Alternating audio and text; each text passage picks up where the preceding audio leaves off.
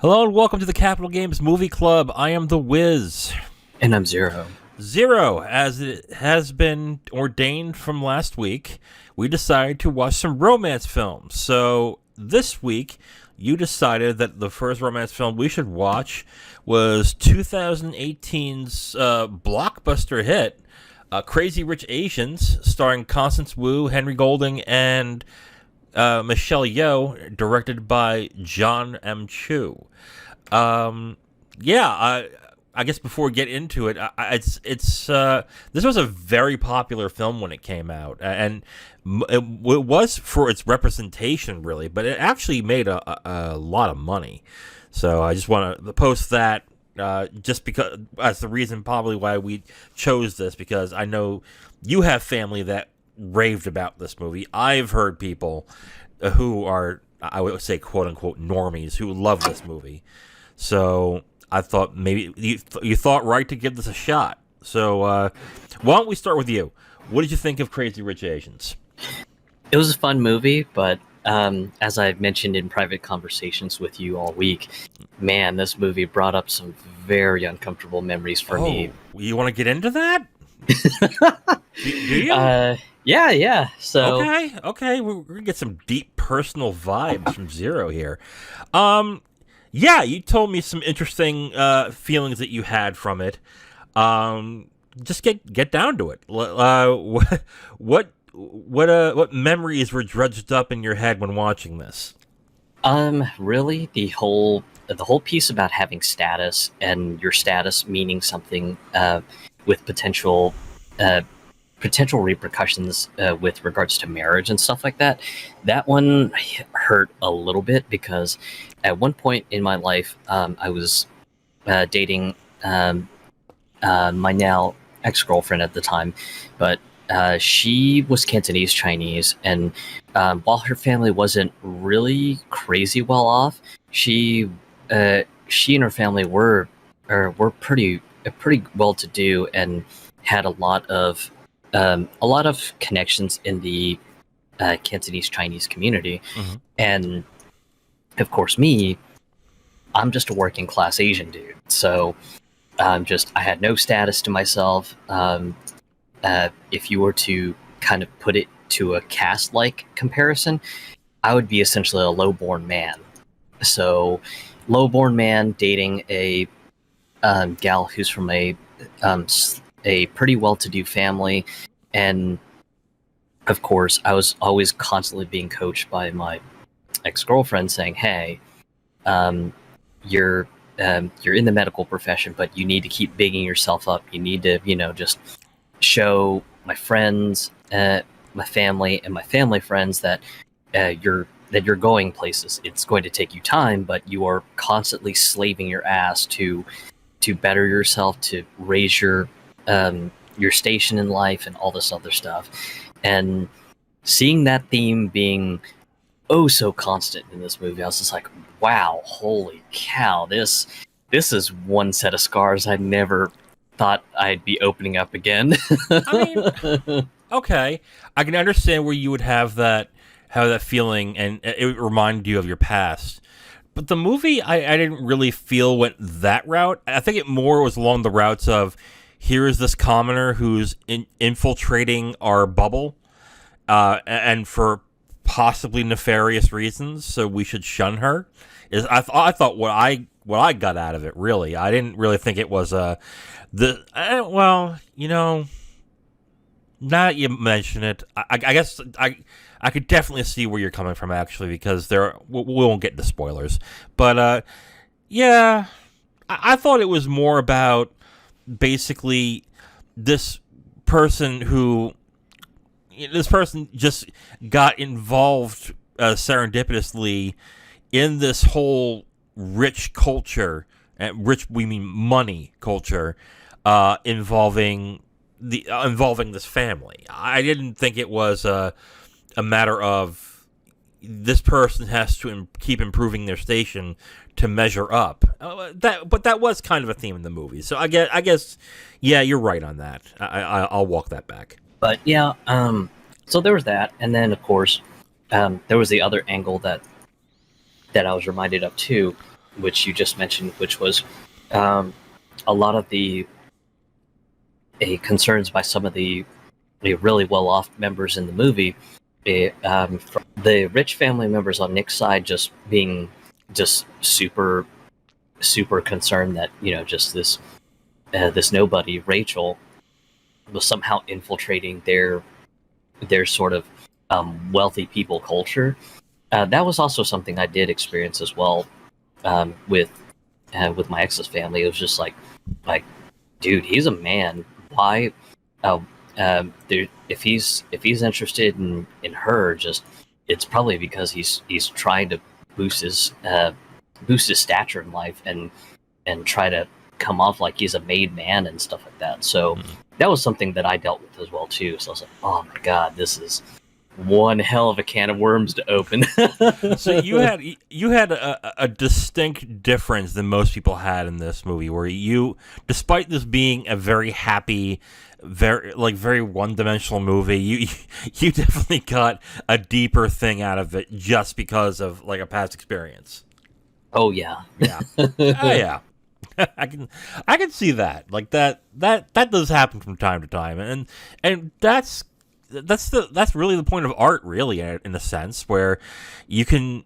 Some people might look at something and goes, it's nothing, and others might get something deep out of it, and the art maybe wasn't intentional, but it happens. So that's cool. I mean, well, maybe not in your situation, but yeah, that's interesting. Okay, why don't we get down to? Do you have more to add, or? No, that's really just all I had for the personal end. Yeah. I mean, the most I had in reference to this was I guess since we're opening up here, I dated a person who was very looks conscious, very about dressing to the nines, looking her best at all times, and I mean at all times, like to a point where if it was just, hey, why don't we hang out and watch a movie at my house, it would take her 3 hours to get makeup on and get ready. It was ridiculous. But that's the most I got. Like, it wasn't I had to live up to something in order to be with a person. It was more or less, yeah, you're really trying hard at this, and I'm wearing a t-shirt and shorts, so how is this? Huh? Okay, cool. So that's the most I got. So, and that doesn't even compare to the movie. Okay. So you said it was a fun movie. What do you think about it was fun? Because I'm really curious as to, because for those maybe who are listening to this for the first time, Zero here is more of a film novice. Film novice, maybe. I mean, is that fair, or do you want to get a better term for that? Yeah, it's really hard to say because I quite like Asian cinema. Right. I'm not really super invested in Western cinema, so okay, I'm kind of in this weird quagmire. No. So you definitely like film, but you like a specific subset of films, which fine. Like in Asian cinema, there's some great movies in Asian cinema. So that's that's neither here nor there. I was curious because one, you mentioned to me you're not a fan of drama of romances, really, and two, like the main reason you chose this was, well, fuck, everybody I know is talking about this stupid film. I might as well see it, which I've been there. I've been there before. So, it sounds like you liked it. What did you like about it? Really, it was just the theming was very interesting, especially since the particular type of Chinese that they focused on was Singaporean Chinese, which they're kind of a mishmash of mainland Chinese folks, Cantonese folks, Hakka Chinese folks. So just all sorts of different Chinese sub-ethnicities. And that was interesting to me because there was just kind of a crazy smattering of languages, because you would have some dialogue that was spoken in Mandarin, which my Mandarin understanding is okay. Then there's Cantonese, which my Cantonese is pretty good. So it was kind of interesting because I didn't even have to focus on like the scenes where the Cantonese was spoken, and they had like subtitles just kind of superimposed on the movie and everything. And then than the moments that they had Hakka, which I've heard the Hakka dialect spoken, but I definitely cannot understand it. So I was just like, whoa, holy shit! Just they've got just a whole bunch of subsets of Chinese sub ethnicities in here. This is really intense. So that was interesting.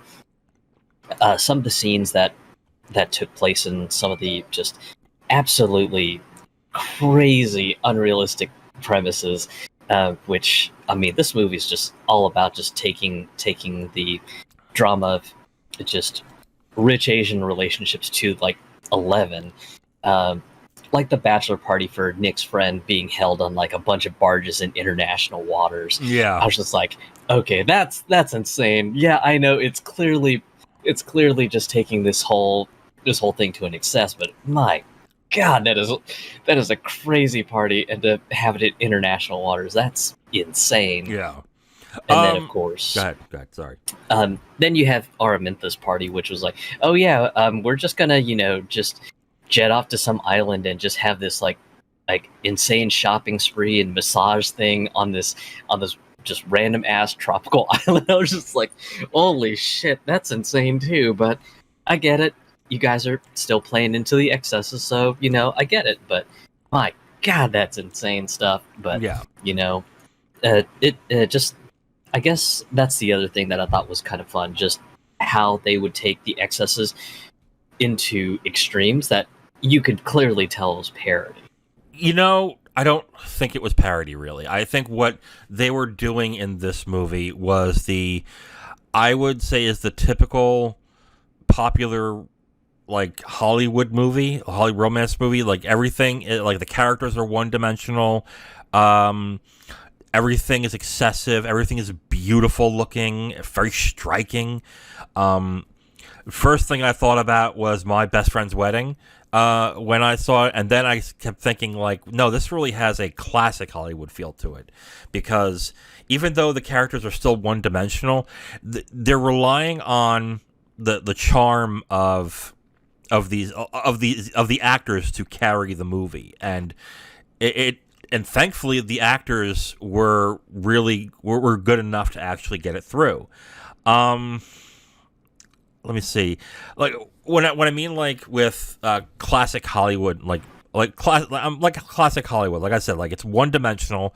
The characters, there's not a lot of dimension or depth to them, but it's just a fun, good time. All the characters are broad. They have like one or two things that you can identify them with, and of course, there's the classic stereotype of when. And this happens a lot in movies. It's happened from the 50s on. The female character is attractive, is cute, but she's not sexy. She's not like gorgeous, threateningly gorgeous. So women can identify with her in a certain sense. And the man, of course, is impossibly handsome. And he's masculine, but he's nice and he's non-threatening, so the women will like him and the guys will like to be him. It's classic stereo. I hate to say stereotypical, but it's true.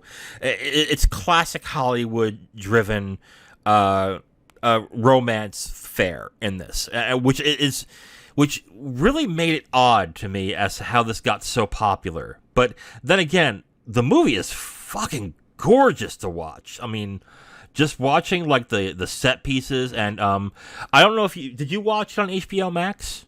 Yes, I did. Okay, so did you watch the vignette before the movie? No, did not. Okay, so there is a vignette in the beginning of the movie before it starts, hosted by Alicia Malone. She's from TCM, and basically they highlighted the fashion of the movie, and I'm kind of glad because I'm terrible with fashion, so it means zero to me, but I was glad I watched it beforehand, because then I got to really notice like the intricate designs, the nice clothing and everything that all these characters were wearing. So I definitely appreciated that to a sense as well, in that, like, and that's what when you have one-dimensional characters, is what you have to do in order to make them more living and breathing is to give the surroundings and sometimes their clothing or maybe other characters to define their personality in more depth. And this movie does that pretty well, I think, at least.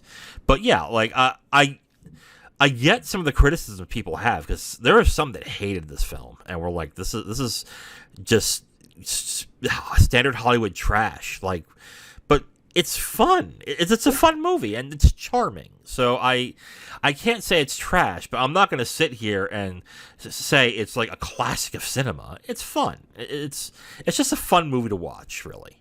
Yeah, I mean, and you put it best. It's grand cinema. It's not classic cinema, but it's grand because, I mean, it's kind of large and just fun to boot. So that's really kind of how I felt about it. I was like, all right, just this was a fun movie, probably a grand movie in the overall scheme of things. But yeah, just anyone who's overstating it that it's going to be a future classic, I would say that's probably pushing it.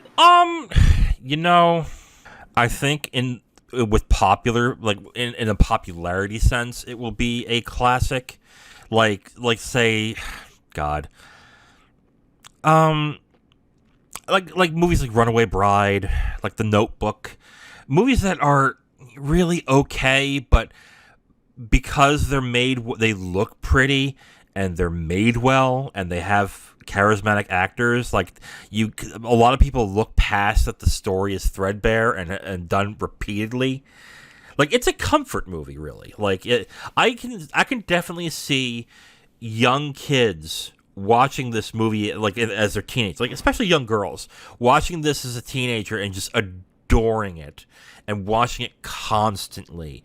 And then possibly coming back 10 years later, watching it, and it's a nostalgic movie for them. And watching it's that, really. It's like I said, it's a comfort movie, really. It's not like I said, it's not deep. It's not doing anything really groundbreaking, but it's comfortable. It's a fun movie that I guess you can turn your brain off to and enjoy. But But that's what it is, really. It's a comfort movie. So, and usually comfort movies are the most profitable and the ones that get the most play. So, I think for people like me, no, it's not going to be a classic anywhere near close to it. But I think for, I would say, quote unquote, normies who see maybe 3 or 4 movies a year and have specific tastes, I could see them really enjoying this. So, yeah. Performances.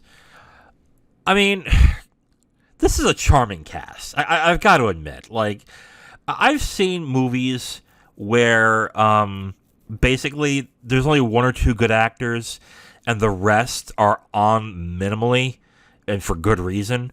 But I can't really pick an actor in this movie where I said they were annoying. Like, even the character that's supposed to be annoying, which is, I think, the Awkwafina played, was actually kind of likable. Like, I actually enjoyed her in this. Like, I distinctly got Joan Rivers vibes from her, like, specifically. And I was like, normally I'd be annoyed as shit by her, but she pulled it off really well. I thought she was funny in this. Henry Golding was okay, although finding out this was his first movie, it made sense to me then. I mean, he didn't have much to work with, but then if this is his first movie, you don't want something that deep. You just want him to be handsome and likable, and yeah, that's what he was. Okay. Yeah, Gemma Chan was lovely as always, but the fate that her character suffers in the movie is pretty sad, and I'll get into it in the spoiler zone part. Yeah. I think an interesting thing about the movie that maybe people have pointed out, maybe not, that this is kind of a women's empowerment movie in a sense. I mean, okay, I'm looking at this as a straight guy, so I might be wrong on this, but these are about women who stand their ground and basically do what they think is best for them even the quote unquote evil mother in the movie is a powerful matriarch who deserves respect in this. Like, it is clear that the guys are either one-dimensional and just made to be handsome and look good and be nice, or to be complete doofuses and assholes and stereotypical assholes in this movie. So, yeah, I thought that was interesting. So, yeah, yeah, I like Gemma Chan in this. Although she didn't have much to bite into either. She was not in the film much, but yeah, I liked her. I think the main performances are Michelle Yeoh and Constance Wu. I mean, Constance Wu plays the main character. So, like I said before, cute, bubbly, but smart and driven, and likable, but not threatening. I mean, it's the classic stereotype of the lead actress in a romance movie. Because it's been shown in a lot of romance movies that audiences, if a woman is too attractive, they don't like to get behind her, or if she's too sexy or too visually appealing, they kind of, and don't take this as me saying she's unattractive. She's very attractive, but they definitely play down her attractiveness in this movie, and except for key scenes where she's wearing really nice clothing. So, again, another romantic staple that they have in these movies. Michelle Yeoh's performance as the Tiger Mom, yeah, God, fucking nailed it. Because just absolutely ruthless and brutal. Because her primary objective is to essentially protect her family. Yeah. So for me, it was just kind of one of those things. It was like, yeah, totally understand it. Just totally understand that she is driven, and the objective for her is, I need to make sure that Nick is marrying the right girl. She can't be one that's got like all sorts of weird stuff that could reduce her status and everything. So it was something I was just like, yep, totally get it. Yeah, totally understand. But like, if you followed Michelle Yeoh, and I know you have, this is not a surprise. Like, for her to have this kind of a performance, and I would think really in a supporting role carries the film to a certain extent. This is not a surprise. She's actually a fantastic actress, and she's actually getting her due now in Everything Everywhere All at Once, which I think we will see at some point. I'll force you to if I have to. But yeah, like she's always been a very good actress. She got typecasted as a martial artist because of how athletic and how good she was in that role. But she's actually a really good actress. Another actress I think doesn't, and this is off topic from the entire movie. Another actress that doesn't get enough credit is Ming-Na Wen.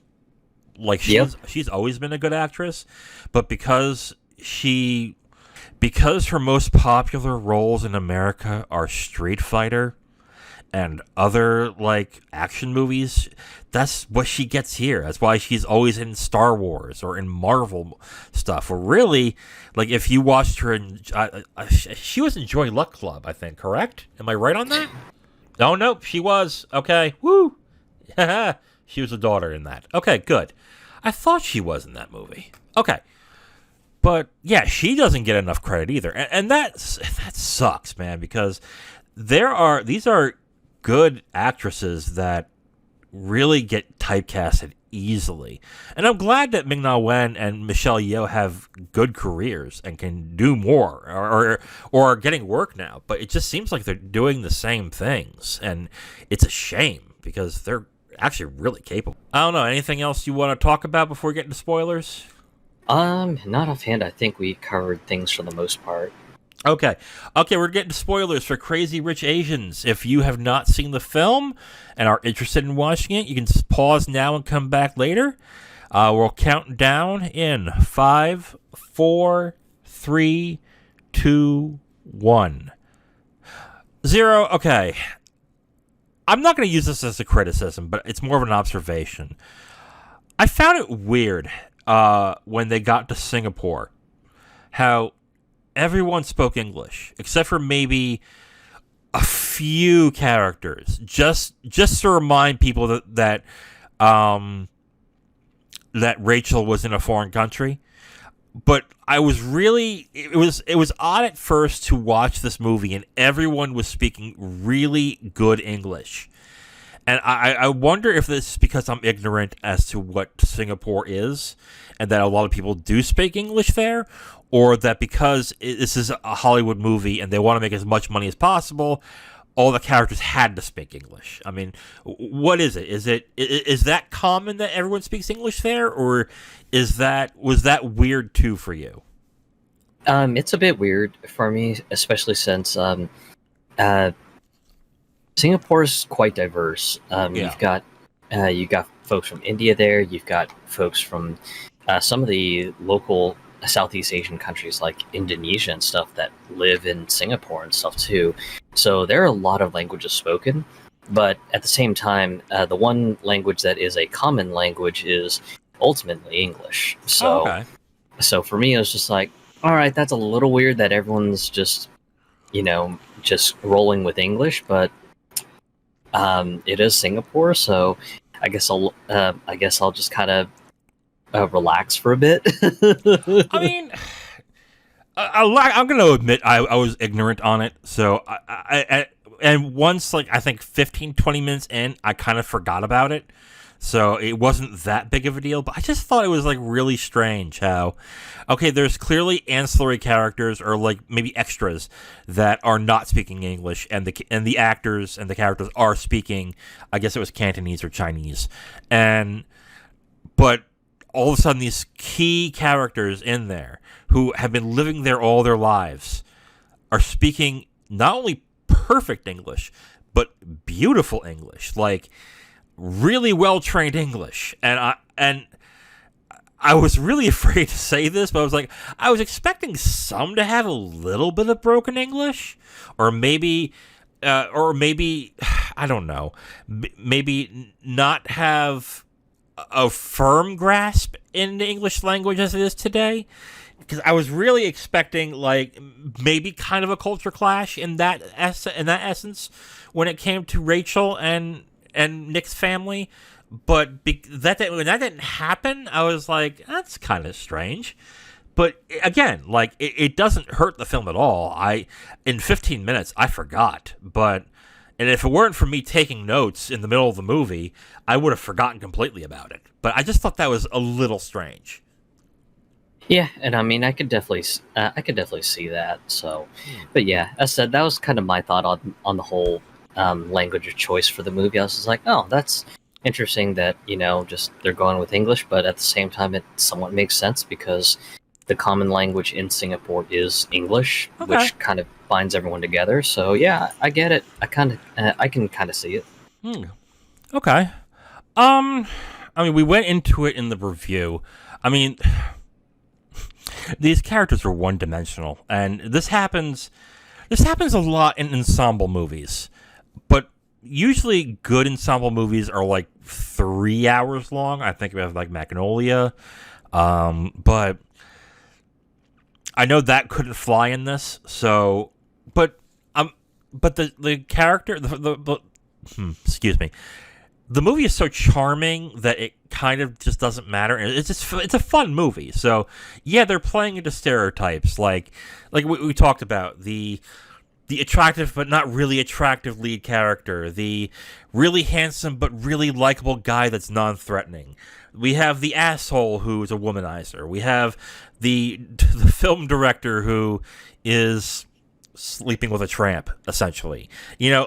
Really broad characterizations that in a movie that isn't this charming would just fail this movie big time. But because the actors play into it and have fun with it, it works in the movie. I mean, I mentioned Awkwafina in the movie. I think she was a standout. She was good in this. Really, what is there to talk about in plot that's really not that... I mean, was something in the plot that kind of grabbed your attention that you want to talk about?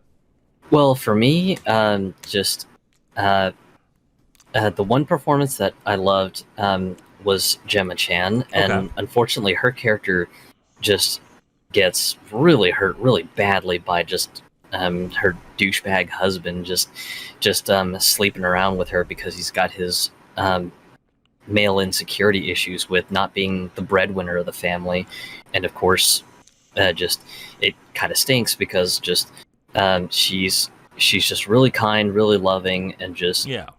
all out just as would do anything to take care of her family, and this guy just kind of throws that right all in the garbage, and it's just like, dude, just what the shit? That's fucked up. Yeah. I mean, I also felt what they did with that was kind of weird.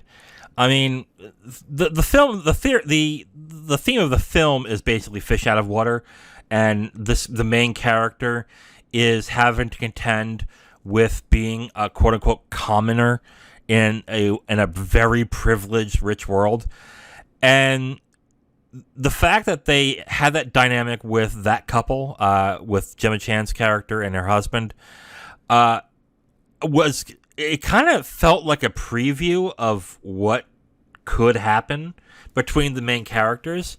But when they went the route of, oh, by the way, he's cheating on her, I was like, ooh, really? Ooh, because I was thinking like this was going to be like with that character specifically, I thought it was going to be that character is going to get is going to have a sort of relationship with Rachel and help her understand exactly what she is going to go through if she marries if she gets attached to Nick and marries him. Yeah, I thought that was the route they were going, but when they went the route of, oh, he's also not only is he pretty much treated like trash from the family, he's also cheating on his wife. It's kind of like, oh, so you're basically saying that her family was right to treat him like trash? That's weird. It's like, okay. yeah, and I kind of came to the same thing. I was just like, just in the beginning, they talk a lot how Astrid and Nick are just very, very close. Yeah. And I was just like, okay, so we got a best friend dynamic going. Okay, got it. And then, of course, just Rachel mentions that, just of all the family members that she remembers most, Astrid is the one that she remembers. And it's just like, okay, so there's an establishment of this, best friend sort of relationship. Okay, great. And So maybe Astrid, kind of helps her with this whole, hey, I know you're getting into this relationship with Nick, but here's how you kind of play the game with our family and everything. And I thought that they were going to really elaborate into that. And then, of course, the whole, oh, by the way, her husband's cheating on her sort of just came out of the blue. It was just like, okay, well, that's kind of strange to suddenly shoehorn in, but yeah. whatever. I mean, this is based off of a book, which basically turned into a series after it got popular. So and with this movie making the amount of box office it did, the sequel is coming, of course. So I guess what they will do in multiple and in next movies are they're going to build up that character pretty much. But yeah, it just for someone who is so close to her brother, they have very little scenes in this movie together. Like, very little. I'm thinking, is there like one or two scenes, really? That shows that close bond? And Gemma Chan plays the character pretty well. She's intimidating looking, but she plays that Heart of Gold character pretty well. So, it was a good performance. Like, it was good, I would say. I'm puzzled by some people who just outright hate this movie because unless you just hate fun in movies, which there are some people who are like that, I know. Like everything has to be an artistic expression and it has to show the deep meanings and human tragedies of living. I know I used to be one of them, but this is a fun movie. Like they're all the actors are charismatic. I can't think of one actor I would think this is an annoying piece of shit and I want him off the screen. I enjoyed them. Like I didn't find one character in this movie to be except the ones that were meant to be unlikable. I didn't find one where I was like, get this person off the screen. They shouldn't be here. It's like I actively I had fun watching the movie, so I just don't get the hate of the movie, really. But it's a stereotypical romantic comedy. That's what it is. So if you're expecting bigger than that, then that's kind of your fault. But yeah, I liked it. I thought it was fun for what it is. The visual presentation, like the sets, the set design, the clothing, like God, like it stood out so well in this, and it was just beautiful to look at in this. So I guess with the setting being really rich people in a foreign land, in Singapore, I guess it makes sense. But I still was kind of surprised how I enjoyed the visual presentation of the movie. Yeah, and on top of the visual presentation piece, there was also something that I thought was real interesting: the music selection. Yeah, thank you. Go ahead. So you had some some old fashioned, I guess you could call it, Chinese pop songs that were played, but then it got to some really interesting songs that were being played. Like a lot of them were Chinese language covers of just really big Western pop songs, which I thought was just outright interesting. I was like, wow, that's really neat. Just not really the biggest pop music fan, but just sort of hearing these Chinese language covers of some of these big pop songs was really interesting to hear, especially considering that I have some comprehension in Mandarin and Cantonese. I mean, I thought that was interesting too, and that's a creative decision that could have blown up in their face in this. Because some people would reckon, oh, that's money, that's money. That's what I want. I know that song, and they would say and you would run the risk of being, that's fucking corny. Like, why are you doing that? But it actually fit the film pretty well. Like, it wasn't like, here's popular film of the day, but in Chinese. If it was that, it would be like, that's weird. But it actually fit the movie pretty well. So even though I don't speak Chinese, but I recognize the tunes instantly because I was into old music and pop and stuff. So once I recognized, oh, that's cool. Okay, that fits. That's cool. So yeah, I thought the final song they used was interesting, to say the least. You know the final song they used? Yellow? Yes. I thought it was. At first, I was like, that doesn't really fit. Yellow, really? Okay, I guess that's a creative take. And then I read up on it as to why the director chose yellow, and he basically said he wanted to take back the epithet. Ah, interesting. So I was like, first off, I was like, oh, right. It was like, because I don't use racial epithets, I didn't really think about that for a second. Huh. Okay. Did that work? I'm thinking about it. I was like, that's a weird take. And to use that for that reason is kind of like, I don't know if that really works or not the way you're saying. I mean, does that make sense to you in the context of the scene? Because the scene that they put that song in was a slow cover scene, a slow cover of that song when the couple finally decides to get married. That's what happens. But yeah, hearing that was the motivation to use yellow, I'm just kind of like, well, that's a awful weird way to kind of throw it in.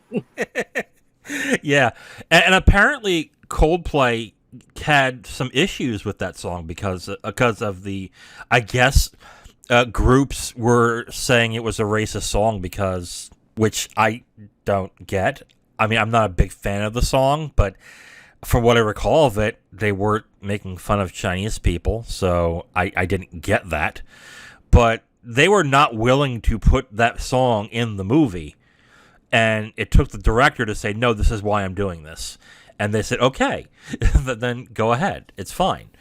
But yeah, I was like, for like the most part, I like the music. Like the trappings, the visual and audio trappings of the movie work really well in its favor. Except for that. That way I was like, that's weird. It was like, wait a minute. Why is this here? So, okay. Not a big deal. I just was like, but I'm glad you mentioned the music. Because that was the one thing I was trying to pick up. I was trying to remember, and I forgot. Because I was like really impressed and liked the covers in this. Because usually when you have covers, it means that, oh, we can't afford to actually have the artists, so we have to do this. And that usually lessens the quality of the film to some people when they don't actually hear the actual singers singing the actual songs. But again, it worked in this movie. So I don't know about you, but I thought it worked. Yeah, for the most part, it worked. Some of the kind of old school pop songs were kind of interesting to hear, especially the one that has almost center focus in the movie. "Wo Yon Ni Da I," which means "I need all of your love." That's a really, really freaking old school Mandarin Chinese pop song. So for me, just hearing that one, I was like, whoa, holy shit. They really kind of dug old school into this one. There was a concerted push in this for this movie to be made. So I'm not surprised that, I guess, popular music from that region got there. Anything else? I'm glad you mentioned the music, because if I forgot about that and then we got out of here, I'm like, fuck! I forgot about the music. I would have been so pissed. But yeah. Anything else? No, I think we can probably go ahead and move to closing thoughts. Okay. Go to your closing thoughts then. So, overall, just while this movie is definitely not in my preferred genre, I would still recommend people to see it, even if it's not sort of in their wheelhouse as far as preference in movie genres, mostly because it's just an absolutely fun movie. There's a bit of drama in it, as expected in a romance film, but just it is what it is. Does it come off as kind of one-dimensional? Yeah, but I mean, it's like you said, it kind of harkens back to sort of classical Hollywood romance movies, just with how most of the cast is pretty likable. The despicable characters are pretty despicable, and just everything is sort of wrapped nicely on top of the bow and everything. Yeah. But yeah, just even though it's definitely not in my preferred genre, just I still thought it was a really fun movie, and I would still recommend people to give it a chance, even if romance isn't their preferred genre. I'm different in the way, because romance dramas were always a big deal for me. I always loved watching romance movies and romance comedies. Jane Austen movies and books are some of my favorites. So I've always had a soft spot for romance movies. It's a good movie. It's not deep. It's not. It really is a stereotypical Hollywood movie. So if you're watching this, seeing all this Asian iconography and all these visuals, and seeing all this all these Asian actors, and saying, "Oh, clearly it's not for me because there's no white people in it or black people in it." No, it's a fun movie, and I had fun with it. But the performances are good. The set design is exquisite. It's beautiful to watch. If you want to have fun watching a movie with like a significant other or a partner, I mean, this is not a bad movie to watch. It's a lot of fun, and even when the movie gets into some like deep stuff, they kind of just like pass it off. Really, like, yeah, let's not get into that. So it's a fun movie. I enjoyed it for what it is. It's fun. So I'd say if you are the slightest bit interested in romance, yeah, give it a shot if you haven't already. But odds are you probably have. So we're late on this. So let's go from there. So yeah, I'd recommend it. All right, Zero, before we get to what we're watching next week, I got a question for you. All right. So, I'm going to post a link on our Discord. It's a trailer. I will edit the time out for time, so you can get your opinion in. You can watch it and tell me what you think of this. Go ahead and watch it, and I will describe what we are talking about. Rob Zombie has a new movie coming out in September. It's the movie adaptation of The Munsters. And for those of you who, I guess, who are into films may not know who Rob Zombie is, well, you probably do by now. He is I believe he's a metal singer or a heavy metal singer who also became a film director for movies like House of a Thousand Corpses, The Devil's Rejects, and the Halloween movies now. He's fairly well known now as a director. I mean, as respected in a certain sense. So, and this apparently was a passion project of his that he wanted to do. So, and Zero is watching the trailer now, hopefully, and he will give us his thoughts. Wow, that is interesting. Okay. Looks like a modern day take of it. Okay. So, what did you think? I think it's interesting that it looks like it's a, I guess you can call it a current day adaptation of the Munsters and everything. And at least from the trailer description, it seems that it'll be sort of the origins of Herman and Lily's initial courtship and everything as they travel from Transylvania to Hollywood. Yeah. I didn't know what to think of it when I watched it. Because I'm watching this and I'm like, is he purposely making this shitty? Like, wait a minute. But, like, it kind of works. Like, it reminds me of the campiness of the original series. So, yeah. Like, I get that. But yeah, it looks like he was definitely playing real heavy into the campiness of it. Because, yeah, I remember the old TV show. It was just camp dripping out of it. Oh, yeah. Like, I got some serious Ed Wood vibes out of this. I was like, Jesus. And I started thinking, I was like, he might be doing this on purpose. So I don't know. Like literally, I watched it last night, and still this morning, I still don't know what to think of this because I'm like, I want to say I fucking hate this. This is awful. But then again, I'm like, but wait a minute. Like, John Waters does a really good job with camp stuff, so this could work.